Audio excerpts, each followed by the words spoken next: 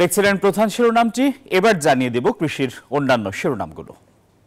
দেখছিলেন বসুন্ধরা টি, কৃষির অন্যান্য শিরোনামগুলো। আপনাদের সঙ্গে আছি আমি আসিফ টিপু। এবারে বিস্তারিত। মৌলভীবাজারে বন্যা পরিস্থিতির উন্নতি হওয়ার সাথে সাথে ভেসে উঠছে ক্ষতচিহ্ন। বেশ কয়েকটি সড়ক ভেঙেছে, নষ্ট হয়েছে ফসলি জমি ও আমনের চারা, নষ্ট হয়েছে বীজতলা, পাট ও গ্রীষ্মকালীন সবজি। এই অবস্থায় ক্ষতিগ্রস্তদের তালিকা করে আর্থিক সহায়তার দাবি কৃষকদের। শেখ সিরাজুল ইসলাম সিরাজের তথ্য ছবিতে ডেস্ক রিপোর্ট। নদী ও হাওর বেষ্টিত মৌলভীবাজারের রাজনগর, কমলগঞ্জ, জুড়ি, বড়লেখা ও কুলাউড়া উপজেলা।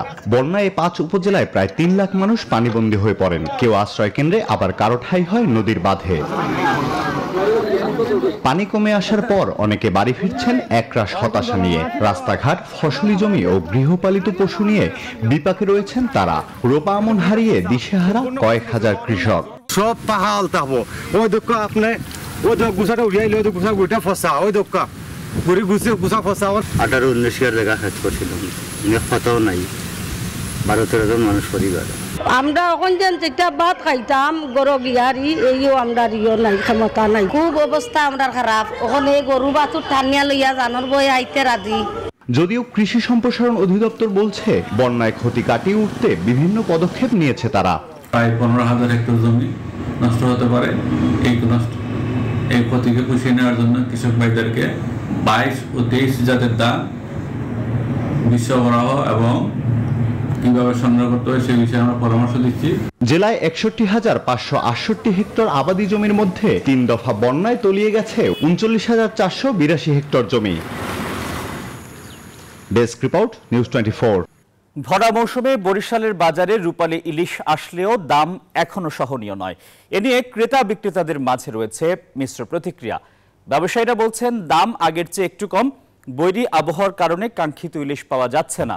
তবে মৌসুমের শেষে সরবরাহ বাড়লে দাম আরও কমবে। ইলিশ বিক্রি হচ্ছে মণপ্রতি 2 থেকে 3 হাজার টাকা। ক্রেতারা বলছেন ভরা মৌসুমেও ইলিশের দাম নাগালের বাইরে।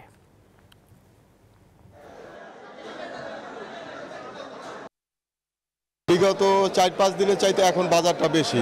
এক মণ মাছে 2,000, 3,000, 4,000, 5,000 টাকা পর্যন্ত বেড়ে গেছে। মৌসুমের টাইমে যেরকম হওয়ার কথা সেরকম হয় নাই, মাছের দাম অনেক চড়া। বর্তমানে যে অবস্থা, বাজারে যদি আসতে দেখতেন, আমরা মধ্যবিত্ত মানুষ, সাধারণ মানুষ, মাছ কেনার মতো কোনো অবস্থা নাই। মাছ তো একেবারে কমে গেছে, আমদানি হওয়ার চিন্তা ভাবনা আছে। আগামী সোম মঙ্গলবার হইতে অমাবস্যা শুরু হবে, তো যদি অমাবস্যার 2 দিন পরে মাছ কিছু হয় অমাবস্যা লইয়া, তাহলে মোটামুটি কাজে আমরা চলতে পারবো। বরিশালের ইলিশের বাজারে সবশেষ খবর কিছুক্ষণ আগে জানিয়েছেন সহকর্মী সাইফুর রহমান মিরন।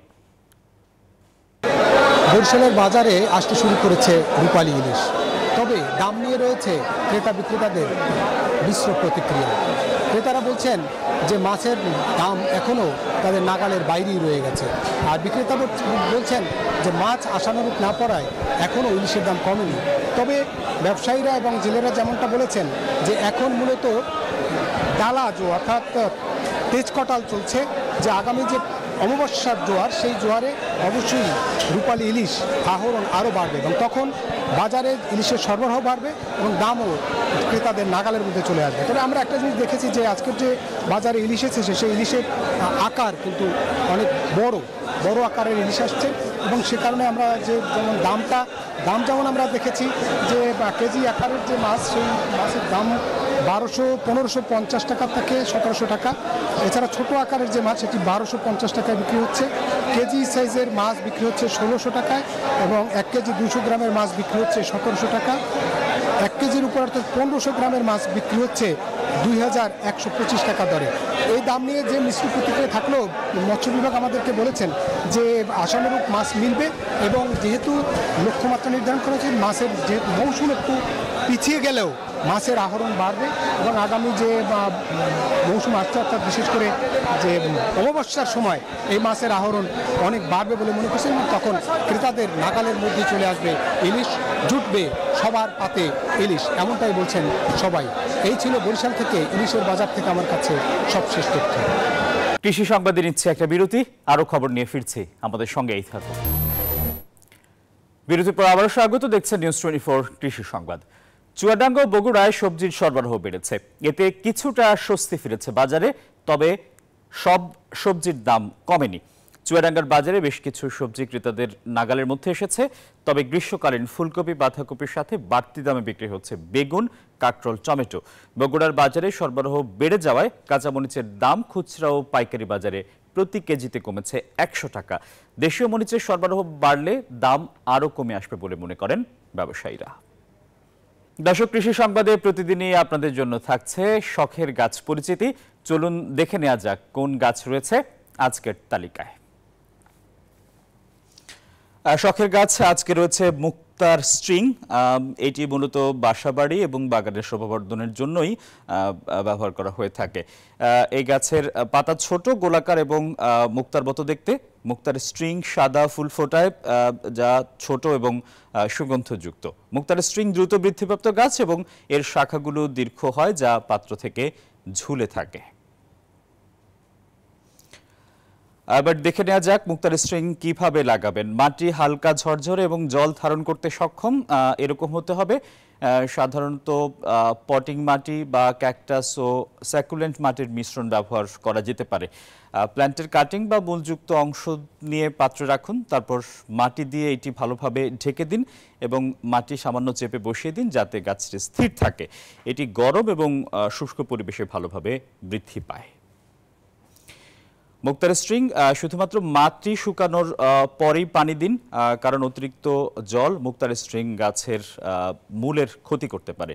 উজ্জ্বল পরোক্ষ আলোয় রাখুন, সরাসরি সূর্যালোক এড়ানো উচিত।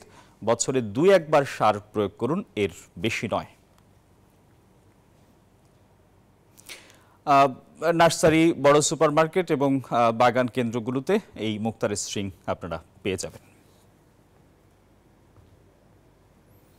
দর্শক, দেখে নিলাম শখের গাছের পরিচিতি। কৃষি সংবাদে আবারও বিরতি, আমাদের সঙ্গেই থাকুন। কৃষি সংবাদে স্বাগত জানাচ্ছি আরও একবার। ভয়াবহ খরার কবলে পড়েছে মেক্সিকোর উত্তরাঞ্চল। দেশটির চিহুয়াহুয়া রাজ্যে বৃষ্টির আশায় অধীর আগ্রহে অপেক্ষা করছে স্থানীয় বাসিন্দা ও কৃষকরা। সাম্প্রতিক বছরগুলোতে দেশটিতে অস্বাভাবিকভাবে কম বৃষ্টিপাত হচ্ছে, ফলে ব্যাপকভাবে ক্ষতিগ্রস্ত হচ্ছে দেশটির কৃষিখাত। তেমনভাবে কৃষিকাজে অগ্রগতি করতে পারছে না স্থানীয় কৃষকরা। বৃষ্টির অভাবে বন্য ফুল ফোটা মারাত্মকভাবে কমে যাওয়ায় পরাগ খুঁজতে মৌমাছিরা ফসলের দিকে যাচ্ছে। সেখানে ভেষজ নাশক অন্য কীটপতঙ্গের সাথে তাদেরও মেরে ফেলছে। এমন পরিস্থিতিতে ব্যাপকভাবে ক্ষতিগ্রস্ত হচ্ছেন স্থানীয় মৌমাছি পালনকারীরাও।